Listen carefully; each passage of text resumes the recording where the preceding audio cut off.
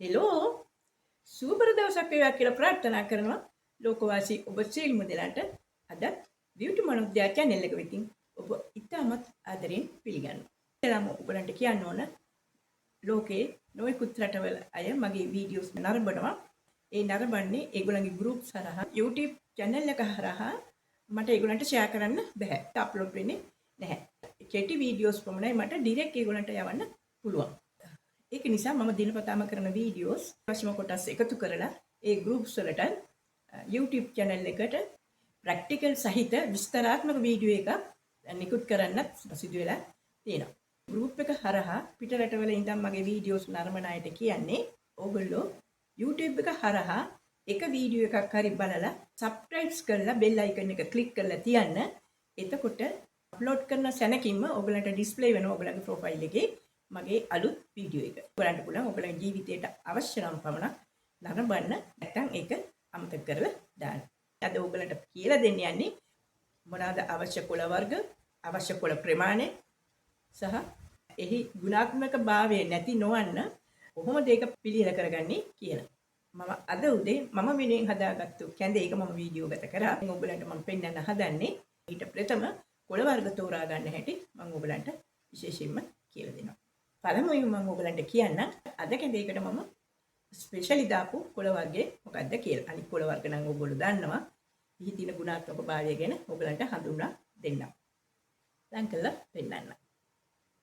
මේ කොළ වර්ගයේ ඔයගොල්ලෝ හඳුන්වනවත් ඇති සමහරු. ආයුර්වේදීය ඖෂධ පාවිච්චි කරනවා නම් මේ කොළේ ගැන ශාකය ගැන දැනගත යුතුමයි. මේ තමයි නික කොළ. ගොඩක් උසට වැවෙන ශාකයක්. අමුතු සුවඳක් තියෙනවා. ඒ වුණාට කැඳ හදලා බොනවා කියලා ගොඩක් දෙනෙක් දන්නේ නැතුව ඇති.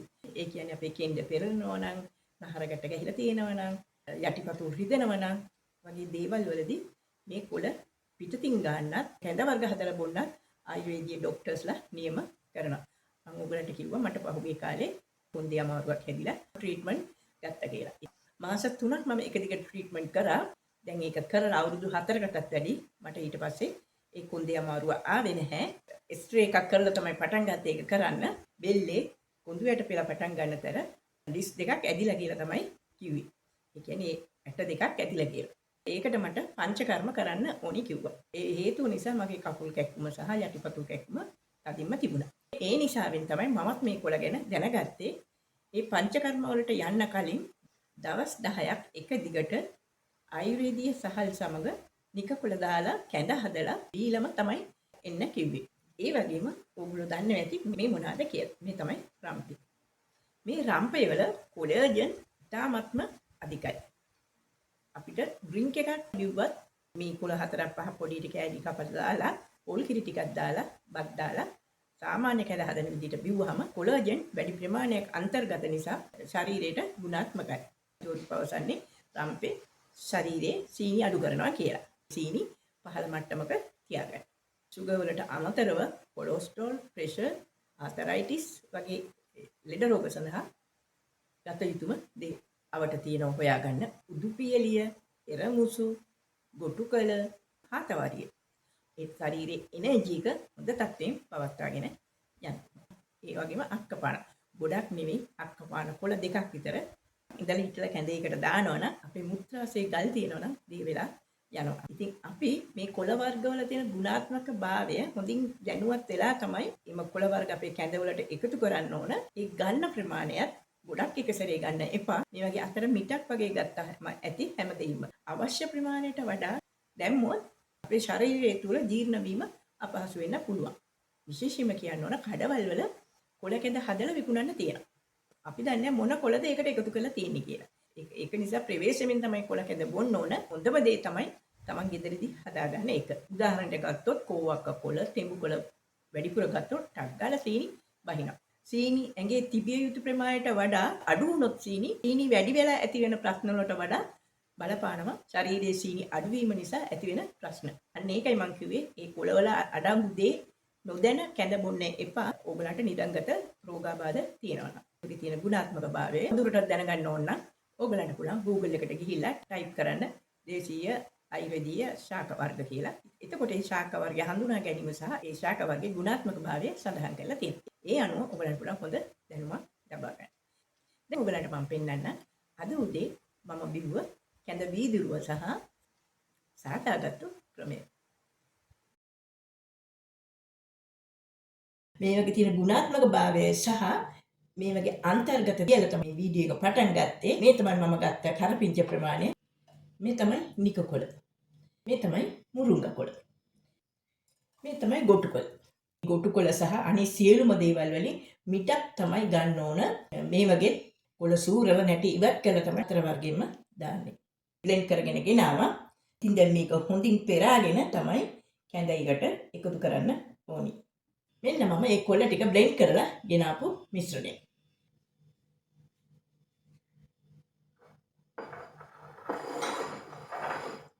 මම මේ පොල් කිරි ටික නම් වේලාසෙනින් පොල් දාලා පොල් ටික මිරික ගත්තා.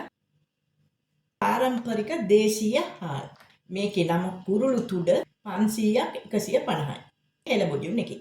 කැඳ හදන දවසට හාල් මිටවල දෙකක් අරගෙන ගෙන්න දානවා. උදේට තමයි ඒක වතුර පොඩ්ඩක් දාලා උයා ගන්න. එතකොට ඉක්මනටම හදා ගන්න පුළුවන්. ඒ අනුව හදාගත්තු කුරුළු තුඩ බත් එක තමයි මේ. ඊට අමතරව මම මේකට දානවා සීනියට කපාගත්තු සුදු ලුණු ගෙඩි දෙකක් දාලා මේ බත් ටිකක් දාලා හොඳින් ග්‍රයින්ඩ් කරගන්නවා. කරනවා වගේ නෙමෙයි මේක හොඳට ඉන්වට ක්‍රීම් එකක් වගේ බ්ලෙන්ඩ් වෙනවා. එතකොට තමයි මේ සියලුම දේවල් වල පෝෂණය අපේ ඇඟට ඉතාමත්ම ඉක්මනින් ඇබ්සෝබ් වෙන්නේ.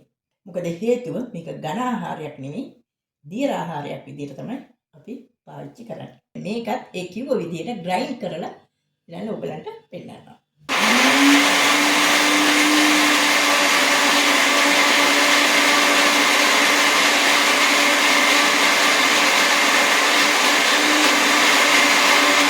මෙන්න මම ග්‍රයින්ඩ් කරලා ගෙනාවා. බලන්නකො මේක ග්‍රයින්ඩ් වෙලා තියෙන තැන ක්‍රීම් එක වගේ හොඳටම ඇඹරිලා තියෙනවා. මේකත් එකතු කරලා තමයි මේ කැඳ එක හදන්නේ. කොහොමද කරන්නේ කියලා බලන්නකෝ. මේක ඩිපේ තියලා මේ කොළ ටික තමයි ඉස්සර වෙලාම දාන්නේ.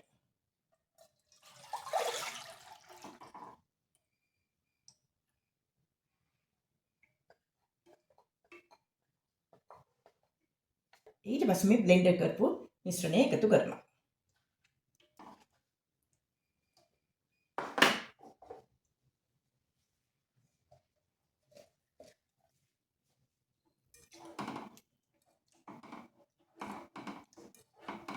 පොඩ්ඩක් අතින් කලවම් කරලා තමයි මම මේ හැඳි ගන්න ගත්තේ. මේස්ට් එක වගේ බත් එක පොඩ්ඩක් thick හැන්දින් කරන්න අමාරුයි. අවශ්‍ය ප්‍රමාණයට ලුණු දානවා. දැන් අපි මේ මිශ්‍රණය ටිකක් රත් වෙනතුරු හැඳි ගන්නවා.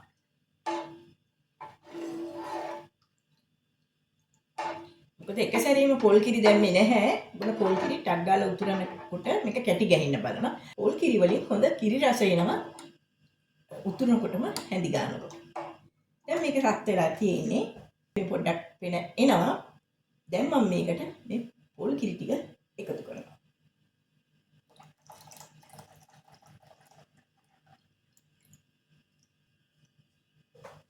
ඊට පස්සේ තමයි හොඳට හැඳි ගන්න ඕනේ කැටි ගැහෙන්නේ නැති වෙන්නේ.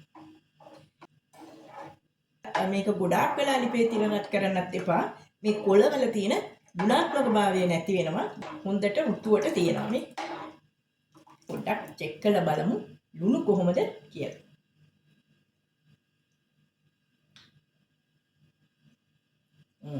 හරි ගානට තියෙනවා. වැඩිත් නෑ අඩුත් නෑ. බලන්න දැන් මේක උතුරනවා. ඕෆ් කරලා. ඔන්න මම ඔයගලන්ට ලං කරලම පෙන්නනවා කොහොමද මේ කැඳ එකේ ස්වභාවය. පිළියෙල කරගත්තු ආයුර්වේදීය කැඳ එක. ඉතින් මේ වගේ කොළ කැඳ එකට කිතුල් හකුරු පොඩි කෑල්ලක් එක්ක තමයි අද මම උදේ ආහාරයට ගන්නෙ. බලන්නකො මේක දිහා. බත් ඇටයක්වත් යටට ගිහින් තියනවද කියලා. නෑ නේද? බත් ටිකත් හොඳට ක්‍රීම් එකක් වගේ බ්ලෙන්ඩ් වුණ නිසා ලස්සනට බොන්න ආස හිතෙන විදියට මේ කැඳ එක හදාගෙන තියෙන්නේ. ඉතින් ගොඩක් දෙනෙක්ට කොළ කැඳ බොනකොට හකුරු කෑල්ලක් ඕනේ. මම දැකලා තියෙනවා ගොඩක් දෙනෙක් කැඳ එක හදද්දිම පොල් කිරි සමග සීනි දානවා. මම නම් එහෙම කරන්නේ නැහැ. පොඩි කිතුල් හකුරු කෑල්ලක් ගන්නවා. අන්තිම කොටස බොනකොට මම පොඩි හකුරු කෑල්ලත් එක්ක තමයි බොන්නේ. මොකද කටට ටේස්ට් එක වෙනස් කරගන්න ඕන නිසා. බලන්න මේ වගේ කැඳ වීදුරුවක් බොන එක කොච්චර වටිනවද කියලා. ඕගොල්ලන්ගේ ගෙදර ගෙවත්තේ තියෙන දේවල් තමයි මේවා. උදේ වේල පිරිමහ ගන්න පුළුවන් නම් මේ වගේ ගුණදායක දෙයකින් අපිට පාන් රොටි වගේ පිටි කෑම වලින් වැළකීලා ඉන්න පුළුවන්. ඕගලන්ටත් පුළුවන් මේ වගේ කැඳක් හදලා බොන්න. හැමදාම එකම කොළ වර්ග නෙමෙයි කොළ වර්ග වෙනස් කරමින් ඕගොල්ලෝ බොන්න. සුමාට දවස් 3ක්වත් අඩතරමින් බොන්න පුළුවන් නම් තාමත්ම වටිනවා.